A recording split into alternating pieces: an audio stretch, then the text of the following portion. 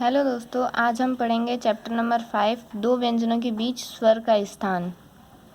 दो व्यंजनों के बीच हम स्वर का स्थान कैसे व्यक्त करें वो हम सीखेंगे। हिंदी में एक अक्षर के बाद एक ही मात्रा लगती है, इसीलिए व्यंजन के पहले किसी मात्रा के आने का डर नहीं रहता। छोटी ई मात्रा नागरी लिपि में यद्यपि अक्षरों के पहले लगती है। ये सब हटाइए, ऐसे शब्दों में मैं आपको डायरेक्ट एग्जाम्पल से समझा देती हूँ कि हम व्यंजनों के स्थान शब्द में कैसे लगा सकते हैं। जैसे यहाँ पे लिखा हुआ है टक,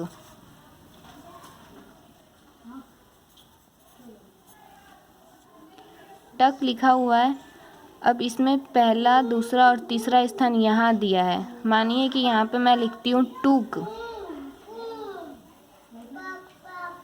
तो मात्रा यहाँ आप लोग के हिसाब से जैसे कि टूक लिखते हैं तो वो मात्रा यहाँ होनी चाहिए तीसरे स्थान पे। लेकिन अगर हम यहाँ मात्रा लगाते हैं तो हमें पता नहीं चलता कि ये क की मात्रा है या ट की मात्रा है। इसीलिए इसका एक नियम है कि जब भी हम कोई शब्द बनाते हैं तो उसमें तीसरे स्थान की जो मात्रा होती है उसे हम दूसरे व्यंजन के तीसरे स्थान पर लिखते हैं। दूसरे व्यंजन के तीसरे स्थान पर पहले लिखते हैं ताकि हम उसे पढ़ सके कि हमने टुक लिखा है, ये पहले व्यंजन की मात्रा है, इसलिए उसे पहले लिखते हैं तो वो हो जाएगा टुक।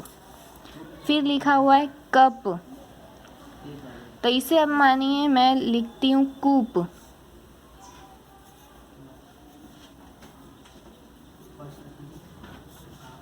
कूप तीसरे स्थान की मात्रा है,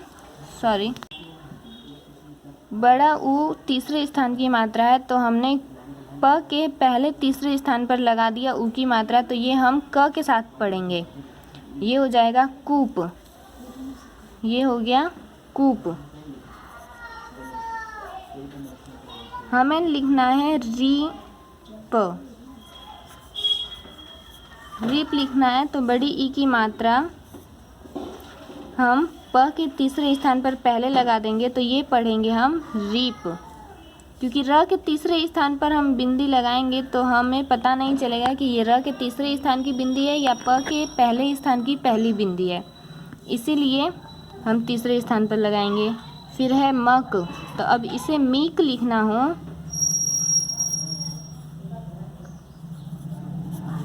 तो हम ऐसे लिखेंगे मीक।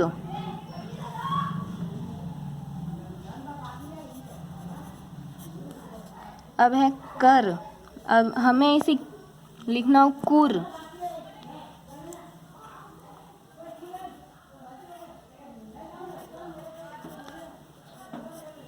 तो हम यहाँ पे ऊ की मात्रा लगा देंगे र के पहले तीसरे स्थान पर, तो ये कुर पढ़ेंगे हम।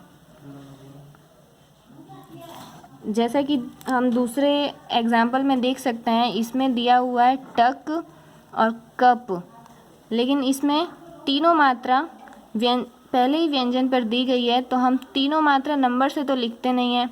हम यहाँ पे मान लीजिए तीनों बिंदु लगा देंगे। अगर हमने तीसरे स्थान पर एक बिंदी भी लगाया तो हम ये पढ़ नहीं सकेंगे कि ये ट की मात्रा है या क के पहले की मात्रा है। इसीलिए तीसरे स्थान की मात्रा जब हम दो या दो से अधिक अक्षर को जोड़ते हैं तो हम पहले के दोनों, अगर तीन अक्षर को जोड़ते हैं तो पहले के दोनों अक्षरों पर अगर तीसरे स्थान की कोई मात्रा लगती है तो उसे हम उसके दूसरे अक्षर पर लिख सकते हैं। जैसे कि हमें लिखना है रिमूक, रिमूव, तो हम र म फिर व लिखे।